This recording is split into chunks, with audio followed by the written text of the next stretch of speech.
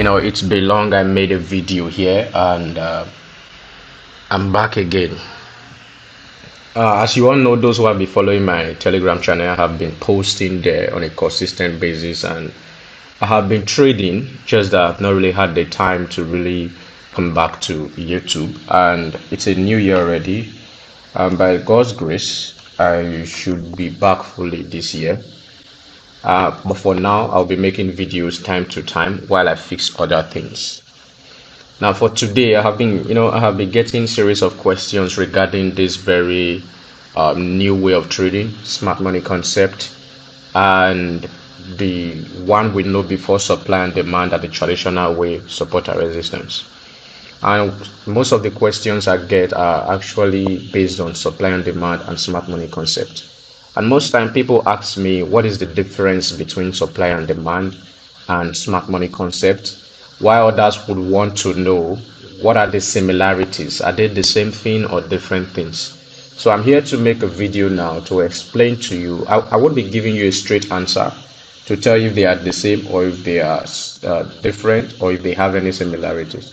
I'll be going straight to the point, explaining. I like teaching based on logics, while you give answers to yourself. So I'll be explaining directly now. Smart money concept, I won't be going straight into the point by teaching you all that smart money concept entails, but I will just talk on demand and supply, then talk on smart money concept and how probably smart money concept comes out from demand and supply, or how demand and supply was made from smart money concept. Without further ado, let's go straight into the video and learn. Now, for a start, I believe you all know demand and supply works with some few times or few words, rally, base, and drop, which are now combined to form either a trend continuation or a trend reversal. I have them written out already and I have them placed here. I will drag them to this point now, so you see what I mean.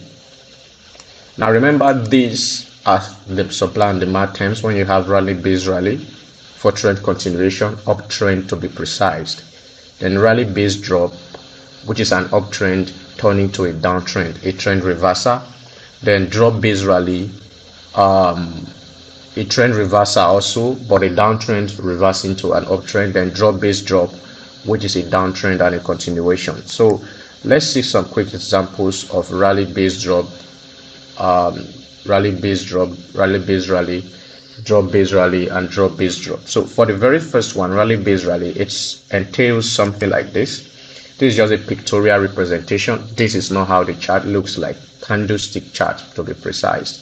So this is more like something for you to look out for, more like an example. So this is a rally, an uptrend, an impulse, a base, which is more like a retracement, and another impulse, which is a 1 to 3 move. This very here now is a rally, with the bottom or the very first one being, which you can call an R rally. Then the very next one can be called the base.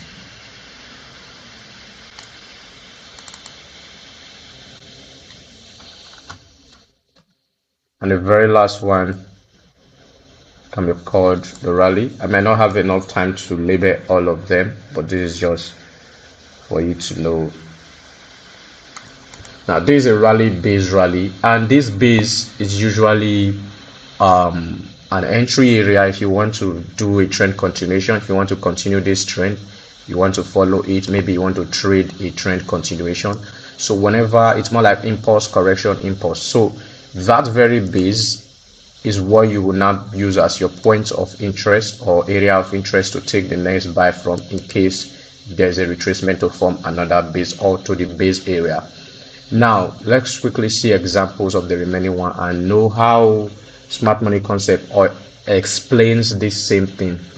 Now, rally, base, drop is this. The market is moving into an uptrend, an impulsive move, and suddenly a base was formed. The base can come in two ways. It can be just one like this and a sharp move to the downside, or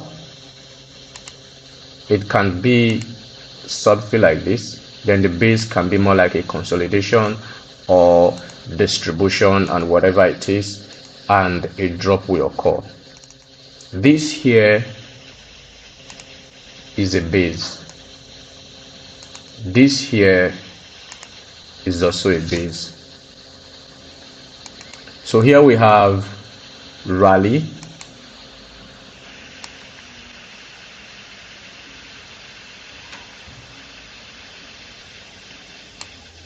here we have base,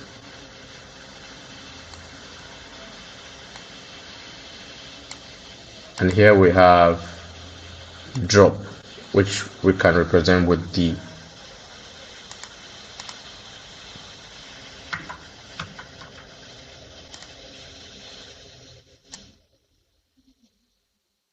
The same thing we have here. This is the rally, the up, the base, and the drop.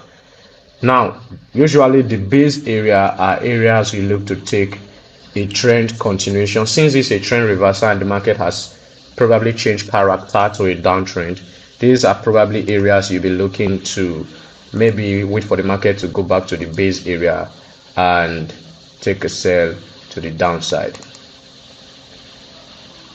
if you want to join the new trend that has just been formed. Then over here also, where you have the base sitting here for an uptrend, a trend continuation, you might be looking to probably wait for the market to pull back and take a trend continuation.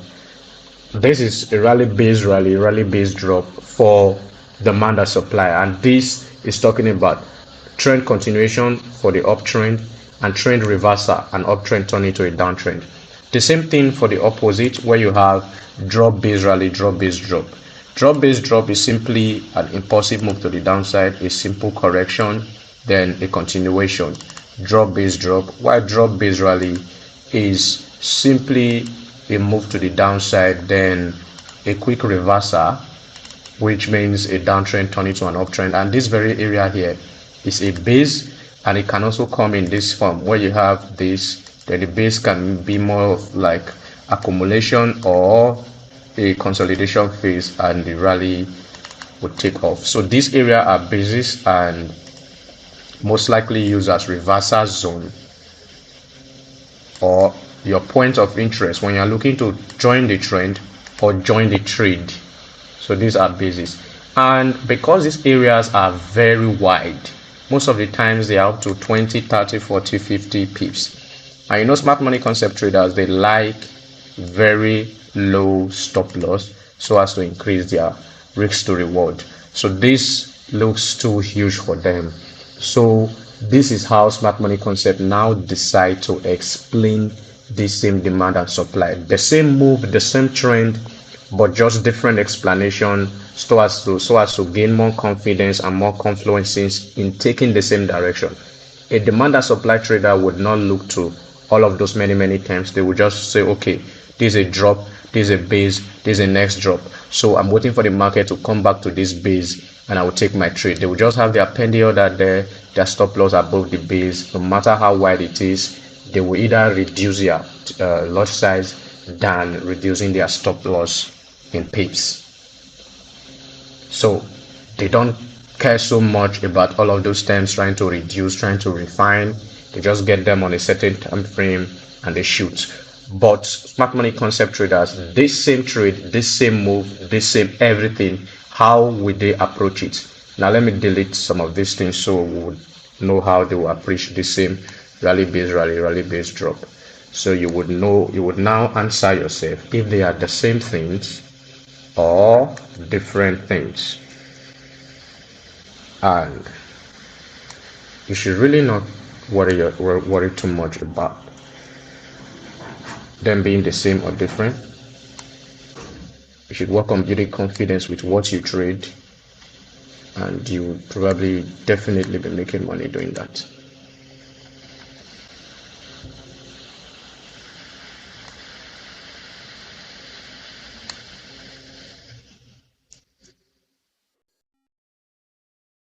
Oops, I deleted my writing.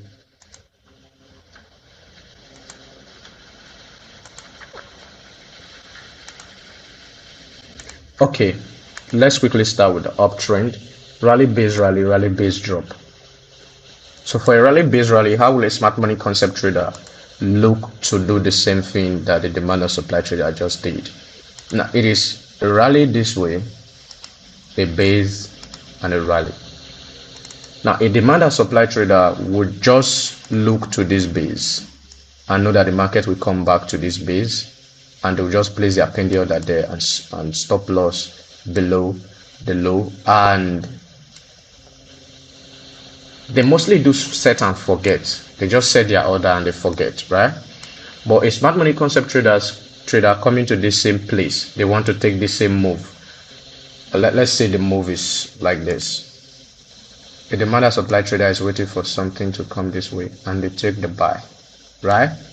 But a smart money concept trader would look to so many things. First, they will want to refine this base area so that they can get an order block, which will probably make their entry to be somewhere this way, because the other block will be around here. First, they will refine the other block. Secondly, they want to know if the other block where they are taking their sponsored candle or whatever you call it, IFC, if it did take out liquidity from the past. Secondly, they want to know if there is an inducement or a liquidity level equal lows, something like this, before taking this buy. So they want to know if there is a trendline liquidity or just an inducement or an equal low here before taking the buy. Thirdly, they would be looking for imbalance or FVG. Did this huge move that happened here, did they leave a balance? If it did, then they are okay with this very thing. They look at so many things. Some might even go as far as using the Fibonacci retracement tool to get, like mine and taste, it usually give me an order block area. It's one I get that. Sometimes I don't need to find other block. Once I use the tool, it gives me my order block exactly. So if you are watching the video, you can take a screenshot of mine. I just finished using it and you can edit yours and use it. But if it's not a criteria, you can get yours yourself. So they would look at so many things. The same move, the same base they want to take a trade from. So they will have to refine that base to ensure if it is 100 pips before, to now be giving them, let's see how many pips the first one was. The whole base is 929 pips, right? And reducing it based on smart money concept is 350 pips. They can even go as far as, going to a lower time frame, 5 minutes, 1 minute, and even get something like this. Can also get their imbalance, get their inducement, all of those liquidity, or the one they call if you can do liquidity be taken out, all of those many times. And at the end of the day, they will end up taking the same trade. Although most of them can end up missing it, because if the market decide to get to somewhere here and reverse, they'll miss the trade. Or if the market decide to push down and get to somewhere here, they will be taking the trade with minimal risk. And if the market decides to hit their stop loss, both the demand and supply trader will be kicked out and they will also be kicked out. But they will lose very low and the demand and supply trader will lose very high. So that is basically how they'll be looking to take the same trade. And some of them that use confirmation entry, they will wait for the market to get to this point first and also do something like this. Change of character, probably. Something like this, then come back to this very point and take a buy from here. So this very stop loss area is even lower than this. At the end of the day, they might be risking from 1.5 pips to 5 pips stop loss or maximum. Me personally, I don't take anything that is above 15 pips. I risk from 1.5 to 15 maximum, depending on the trade and the time frame and all of those things. So this is just a trend continuation, rally based rally. The same thing for the rally based drop. How will they be taking it? A rally, the market is about to change environment, base drop. how will a smart money concept trader be looking to take this? Or let's say the market didn't just drop like this. It had a nice base that came in form of consolidation or distribution or whatever it is. Let's just draw some ups and down here, roller coaster.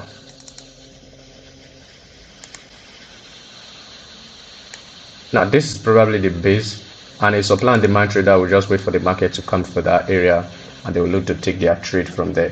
But a smart money concept trader would also be waiting for the market to come to that area, but they would have to refine the base to give it them a one candle, sponsored candle, order block, IFC, or whatever they are calling it, banker block, and they will look to this area if it has liquidity, if there is an endorsement, if there is an imbalance, because sometimes based on the endorsement they might end up taking the trade from somewhere here.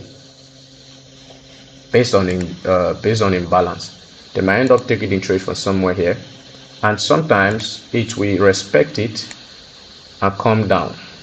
But that does not mean this demand area is invalid. It means the market is not willing to respect it at the moment. In a week later, 4 days, 5, 6 days, 1 month later, the market can decide to just find from where it is to this area and reverse. So demand and supply traders mostly do such set and forget. Like I said before, they are patient traders. They can leave their order there for weeks, and they are swing traders, so the market will definitely come to trigger it.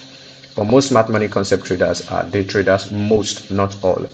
So they might catch the move here even before it gets to this base area. And mind you, there is also a base here, but on the particular time frame they are trading from, if this is 1 hour, this might just be a fair value gap imbalance. But going to 15 minutes, that fair value gap might have a base, which will be in form of order block. All order block are bases. They are supply and demand bases. So that's that for an uptrend. The same for the downtrend. Because of time, let's see if we can do it very fast. And I may not have the time to go to the charts to show you some example. If I can, I will do that. Okay. The same for a downtrend. Drop, base drop, then drop, base rally, which is trend reversal. So over here now, why a demand and supply trader will be looking for the market to reverse to this place and they set and forget and take their trade at this base for a trend continuation to the downside. A smart money concept trader will also be looking to do the same thing, but would have to refine to get just an order block here instead of using the whole base area. Then look at liquidity before the area, endorsement, equal high, equal lows, trendline liquidity, and probably imbalances and sell side liquidity, buy side liquidity, all of those things, fair value gap, all of those many terms before they look to take a buy from here. You get a sell, I mean the same thing for this area. Sorry, I'm trying to move fast. Why a demand and supply trader will set and forget and wait for a trade to get here and go to in their favor. A smart money concept trader will also be doing the same thing because a shift of environment, change of character, I mean, has happened. So they'll refine it to an order block, even down to little small time frames, and they can even wait for a confirmation entry to see the same thing happen, check their liquidity, fair value gap, and all of those things, and they will take the same trade.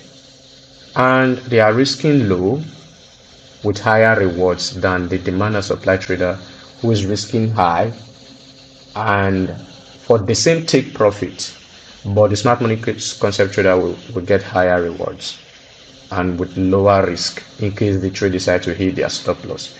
And if they decide to go in their favor, the smart money concept trader will make more money if they are using the same size, the same account size, the same lot size, everything. But smart money concept trader tend to miss that move if it will not get to their order block, while the demand and supply trader will catch that move. But there is a way around it where a smart money concept trader can also get that same move. Even if they miss it, they will still enter the same trade.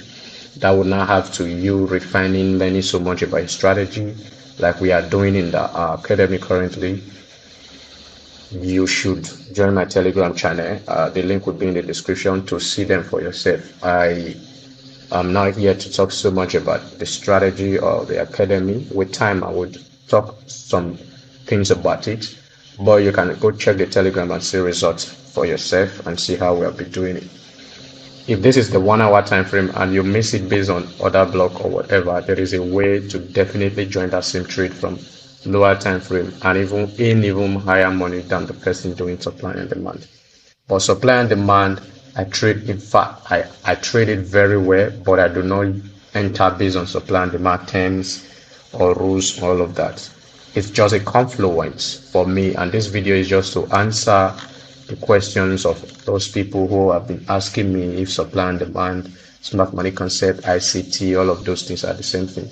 Remember, this is I train mind eye trading concept, a strategy I came up with myself, and due to a series of back testing, I've been using it for quite a year now, for over a year, I guess, yeah.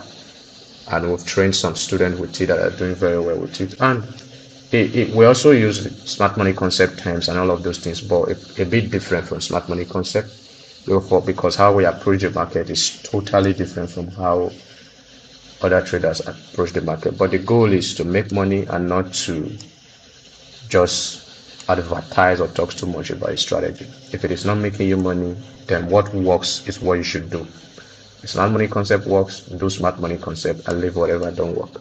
If mind eye works, don't mind eye and leave whatever does not work. So that's it for now. With time, I'll be doing more videos. I would appreciate if you comment your questions below. Ask me questions, because your questions are most time what I will do video based on. I will do videos based on your questions because I'm quite busy doing a lot of things, and sometimes I don't have time to come to YouTube. But when I get questions, I rush to answer them in a video format like this.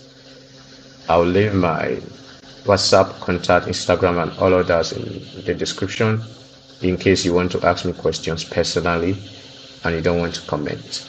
So thank you once again. See you in our next video.